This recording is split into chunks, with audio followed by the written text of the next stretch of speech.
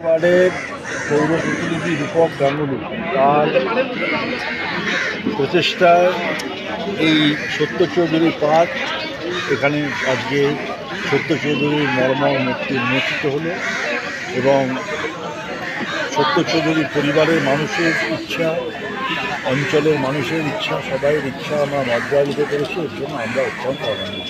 দাদা, এই ধরনের প্রবাদ প্রতিম সঙ্গীত শিল্পীদের এই প্রজন্মকে জানানোর জন্য এই উদ্যোগগুলো কতটা গুরুত্বপূর্ণ বলে? ভীষণভাবে গুরুত্বপূর্ণ। আপনারা যদি দেখেন, আমরা কলকাতা পুরসভা এক মমতা বন্দ্যোপাধ্যায় সরকার পশ্চিমবাংলা আসার পর থেকে আমরা অনেকগুলো এই ধরনের কাজ করেছি। এই সাধারণ বিনিয়োগে আপনারা যান, দেখবেন আমরা একটা প্রায় সঙ্গীত স্মরণের মতো করেছি।